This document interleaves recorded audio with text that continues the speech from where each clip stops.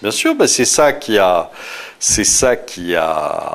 à un moment propulsé la croissance à 7%. Hein. Enfin, vous avez un économiste américain qui s'est amusé, preuve que il y en a qui ont rien à faire de leur journée, hein, qui s'est amusé à recalculer la croissance depuis 1300. Bon. Et donc entre 1300 et 1750, c'est-à-dire la machine à vapeur, vous avez une croissance qui est entre 0,2 et 0,3%. Pourquoi ? Bah parce que vous n'avez pas de moteur, parce que vous n'utilisez pas d'énergie, sauf l'énergie des bras des gens qui cultivent leurs terres et qui à cette époque-là montent des cathédrales. Mais vous avez une croissance qui est très faible. Arrive le moteur, arrive l'électricité, arrive l'énergie, et donc là, tout d'un coup, vous êtes propulsé à 7% de croissance. Il est évident que si demain, vous avez les énergies fossiles qui commencent à diminuer, et que vous n'avez pas de solution de remplacement viable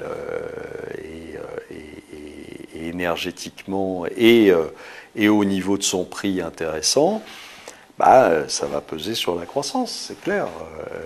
On le voit bien. D'ailleurs, enfin, tout ça après, c'est aussi une espèce de cavalcade effrénée sur le mensonge. On vous a érigé les gaz de schiste et le pétrole de schiste comme l'alpha et l'oméga de la nouvelle croissance américaine, que ils allaient devenir indépendants énergétiquement dans l'année qui venait grâce au gaz de schiste, etc.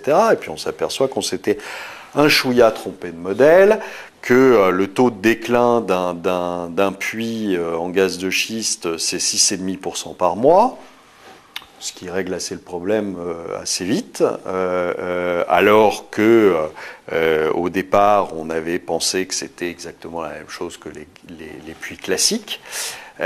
Donc ça montait en exponentiel, puis après ça faisait un plateau pendant 20 ans. Ouais, mais sauf que là, c'est pas le cas. Ça monte en exponentiel, et puis après ça se casse la gueule de la même façon, avec 6,5% de taux de déclin par mois. Bon, donc les Américains ne seront pas indépendants énergétiquement, mauvaise nouvelle. Ils n'auront pas de l'énergie gratuite, deuxième mauvaise nouvelle, donc il ne faut pas compter là-dessus pour la croissance. Alors maintenant qu'on trouve un truc génial, illimité, dans les mois à venir, très bien, je suis preneur, qui nous relancera notre croissance à tous.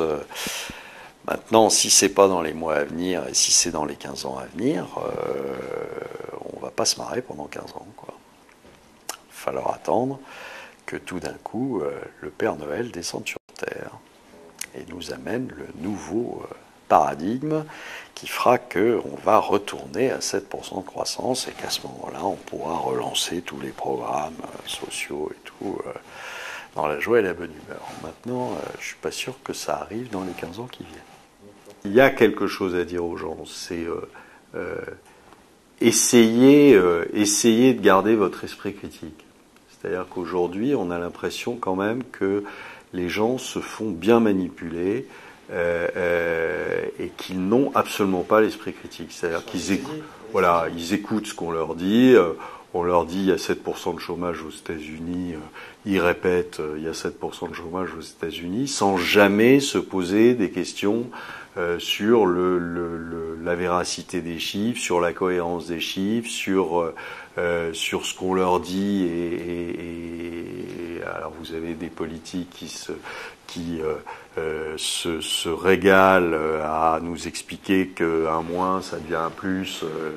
C'est vrai que moins par moins ça fait plus, mais c'est quand même assez extraordinaire, l'inversion de la courbe du chômage, etc. Enfin tout ça, ayez l'esprit critique, quoi, et essayez de ne pas prendre pour argent comptant tout ce qu'on vous raconte et surtout les bêtises, et essayez de vous interroger sur le pourquoi du comment, et vous verrez que vous aurez une autre vision des choses.